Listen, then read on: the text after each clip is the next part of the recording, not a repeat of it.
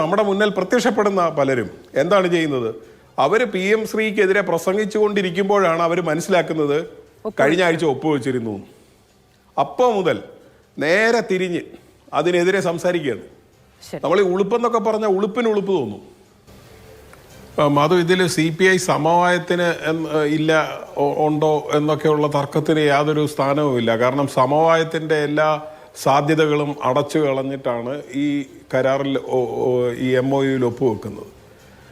സമവായത്തിന് ശ്രമിക്കേണ്ടിയിരുന്നത് അതിന് മുമ്പ് സംസാരിച്ചപ്പോഴാണ്.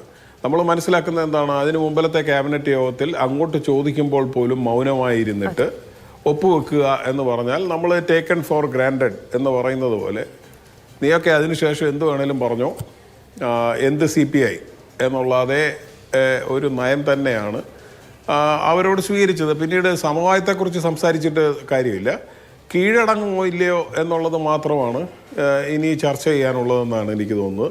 അല്ലെങ്കിൽ ചെയ്യേണ്ടത് ഈ പദ്ധതിയിൽ നിന്ന് പിന്മാറുന്നു എന്നുള്ള വിവരം രേഖാമൂലം കേന്ദ്ര സർക്കാരിനെ അറിയിക്കുക എന്നുള്ളതാണ് ചെയ്യേണ്ട കാര്യം. നമ്മൾ ഈ പദ്ധതിയുടെ കാര്യത്തിൽ PM ശ്രീ എന്ന് പറയുന്നത് എന്താണെന്ന്, PM ശ്രീ എന്ന് പറയുന്നത് ഒരു പറ്റം ഒരു സ്കൂളുകളാണ്. ആ സ്കൂളുകൾ നാഷണൽ എഡ്യൂക്കേഷൻ പ്ലാൻ 2020 നടപ്പിലാക്കുന്ന അതിൻ്റെ മാതൃകകൾ, വിജയ മാതൃകകളെ ഷോക്കേസ് ചെയ്യുന്ന പരിപാടിയാണ് PM ശ്രീ എന്ന് പറയുന്നത്. അപ്പോൾ അത് രാജ്യത്ത് കണ്ട് 14,000-ഓളം സ്കൂളുകൾ തിരഞ്ഞെടുക്കപ്പെട്ടു. അതിൻ്റെ വലിപ്പം അനുസരിച്ച് ഒരു ബ്ലോക്കിൽ 2 എണ്ണം എന്നുള്ള കണക്കനുസരിച്ച് കേരളത്തിന് 300 ചില്ലുവാനും സ്കൂളുകൾ വരും. അതിന് കിട്ടുന്ന തുക അനുസരിച്ച് അതിൻ്റെ അടിസ്ഥാന സൗകര്യങ്ങളും ഒക്കെ വികസിക്കപ്പെടും. പക്ഷേ 6 പില്ലറുകൾ എന്ന് പറയുന്നതിൽ കരിക്കുലവും പെഡഗോഗിയും എല്ലാം ഉൾപ്പെടെ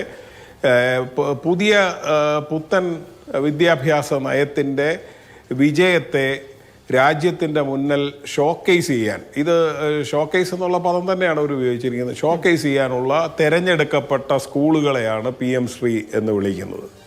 അപ്പോൾ ഈ രാജ്യത്തിന് ഷോക്കേസ് ചെയ്യാവുന്ന തരത്തിൽ ഞങ്ങളുടെ സ്കൂളുകളും ഞങ്ങൾ വിട്ടു നൽകാൻ തയ്യാറാണ് എന്ന് സംസ്ഥാന സർക്കാർ പറയുകയാണ് ഇപ്പോൾ ചെയ്തിരിക്കുന്നത്. അതിനുശേഷം പുത്തൻ സാമ്പത്തിക നയം പുതിയ വിദ്യാഭ്യാസ നയം നടപ്പിലാക്കുമോ ഇല്ലയോ എന്നൊന്നുള്ള ചർച്ചയ്ക്ക് യാതൊരു അടിസ്ഥാനവുമില്ല. അതിനുവേണ്ടി നമ്മൾ നേരത്തെ സ്റ്റേഡിയം വിട്ടുകൊടുക്കുന്നു എന്ന് പറഞ്ഞതുപോലെ സ്കൂളുകളെ വിട്ടുകൊടുക്കുകയാണ്.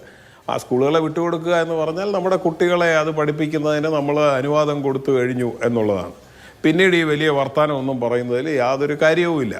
അപ്പോൾ ഇത്ര നാളും ചെയ്തുകൊണ്ടിരുന്നത് ഞങ്ങൾ ഇതിനു മുമ്പേ തന്നെ ചെയ്തു കഴിഞ്ഞിരുന്നല്ലോ, നിങ്ങൾ അറിഞ്ഞില്ലെന്നല്ലേ ഉള്ളൂ എന്നുള്ളതാണ് ഈ ചോദിക്കുന്നത്.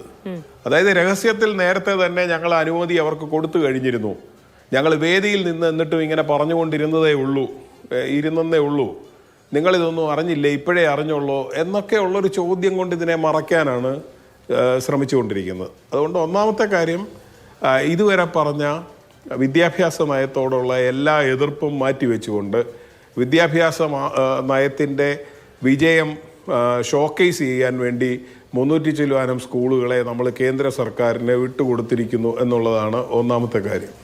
രണ്ടാമത് നമ്മൾ പറയുന്ന ഫെഡറലിസത്തെ സംബന്ധിച്ചുള്ള കാര്യം, കേന്ദ്ര സർക്കാർ മറ്റൊരു പദ്ധതിയുടെ പണം ഈ പദ്ധതി നടപ്പിലാക്കിയാലേ തരൂ എന്ന് പറയുന്നത് സത്യത്തിൽ അനാവശ്യമാണ്. അവർക്കതിനുള്ള അവകാശമില്ല എന്ന് മാത്രമല്ല, ആ ധിക്കാരത്തിനെതിരെ നമ്മൾ നിയമപരമായിട്ടും രാഷ്ട്രീയമായിട്ടും അതിനെതിരെ പോരാടുകയാണ് നമ്മൾ ചെയ്യേണ്ടത്. നമുക്ക് എതിർപ്പില്ലാതെ എല്ലാ കാലത്തും സുഗമമായി അതിൻ്റെ അന്തസ്സത്തേക്കനുസരിച്ച് ഇവരെല്ലാം പെരുമാറുമെന്ന് നമ്മൾ അന്താരാഷ്ട്ര ശക്തികളെക്കുറിച്ചോ രാഷ്ട്രത്തിൽ തന്നെയുള്ള ഇതര ശക്തികളെക്കുറിച്ചോ ഒന്നും നമ്മൾ മനസ്സിലാക്കുന്നില്ല. നമ്മളതിനുവേണ്ടി ചിലപ്പോൾ പോരാടേണ്ടി വരും. അങ്ങനെ ഒരു പോരാട്ടത്തിന് വേണ്ടി അണിനിരക്കൂ എന്നാണ് നമ്മളോട് പറഞ്ഞുകൊണ്ടിരുന്നത്. പക്ഷേ ഈ ഫെഡറലിസത്തിന് ആണിയടിച്ചത് എവിടെയാണെന്ന് പറഞ്ഞാൽ ഈ സംസ്ഥാന സർക്കാർ പൂർണ്ണമായി അതിൻ്റെ മുന്നിൽ കീഴടങ്ങുമ്പോഴാണ്. കീഴടങ്ങുകയും കൂടെ ചെയ്യുമ്പോൾ യഥാർത്ഥത്തിൽ നമ്മളെ മുന്നിൽ നിന്ന് നയിക്കും, നമ്മൾ കൈവിടില്ല, നമ്മൾ ഈ വർഗീയതയുടെ മുന്നിൽ നമ്മൾ തലതാഴ്ത്തി കൊടുക്കില്ല എന്ന് പറഞ്ഞ് നമ്മുടെ മുന്നിൽ നിന്ന നമ്മുടെ പ്രതിനിധികൾ നമ്മളെ ഒറ്റിക്കൊടുത്തു. അവർ നമ്മളെ അറിയിക്കാതെ രഹസ്യത്തിൽ അതിൻ്റെ മുന്നിൽ തലകുനിച്ചു എന്നുള്ളതാണ് ഇവിടെ സംഭവിച്ചത്. അപ്പോഴാണ് യഥാർത്ഥത്തിൽ ഫെഡറലിസം പൂർണ്ണമായി പരാജയപ്പെടുന്നത്. മൂന്നാമത്തെ കാര്യമാണ് മാധു ഇവിടെ ചൂണ്ടിക്കാണിച്ചതുപോലെ, ഫെഡറലിസത്തിൻ്റെ മാത്രമല്ല എല്ലാ ജനാധിപത്യ തത്വങ്ങളെയും നമ്മുടെ ഭരണഘടനയുടെ വിഭാവനം ചെയ്തിരിക്കുന്ന സമ്പ്രദായത്തെയും അട്ടിമറിക്കുന്ന രീതിയിലാണ് ഇത് പോയി ഒപ്പുവെച്ചിരിക്കുന്നത്. ഇവർക്കിത് തന്നെ ചർച്ച ചെയ്തിട്ട് LDF ഒന്നിച്ച് പറയുകയാണ് ഞങ്ങൾ ഇപ്പോഴത്തെ സാഹചര്യത്തിൽ ഒപ്പിടാൻ തീരുമാനിച്ചു എന്ന് പറഞ്ഞാലും ആദ്യത്തെ രണ്ട് കാര്യങ്ങളും നമ്മൾ പറയും, പക്ഷേ മൂന്നാമത്തെ കാര്യം നമ്മൾ പറയില്ല.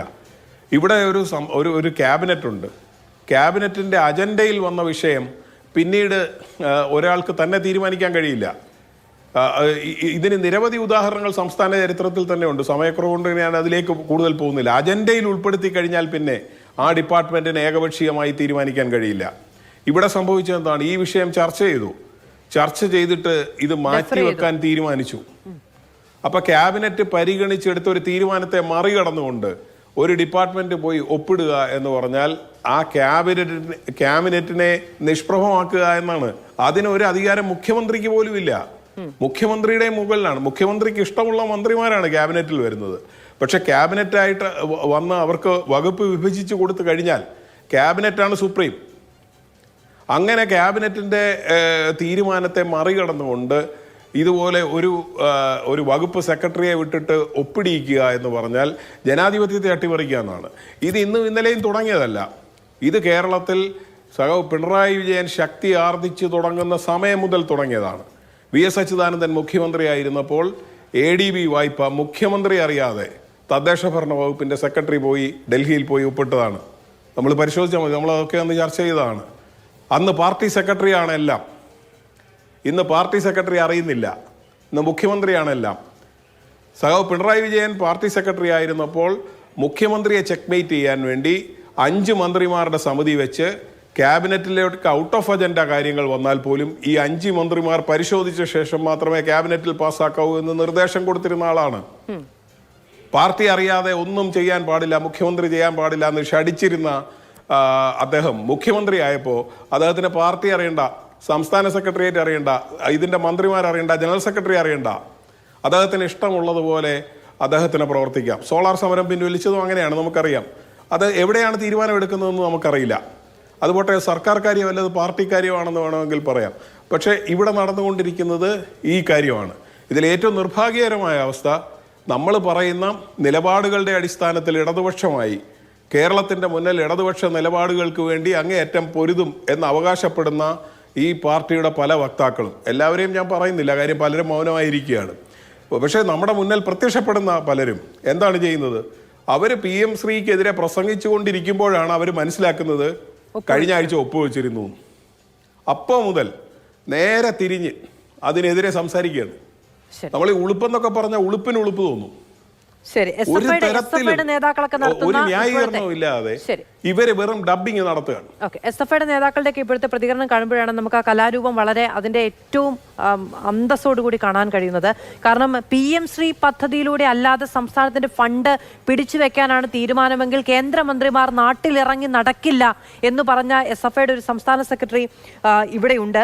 അദ്ദേഹം ഇപ്പോൾ കേന്ദ്രമന്ത്രിമാരെ കാണുമ്പോൾ എന്താണ് നിലപാട് സ്വീകരിക്കുക എന്നുള്ളത് നമുക്കറിയില്ല. അതവിടെ നിൽക്കട്ടെ. SFI അതിലെന്താണ് എടുക്കുക എന്നുള്ളത് നമുക്ക് നോക്കാം.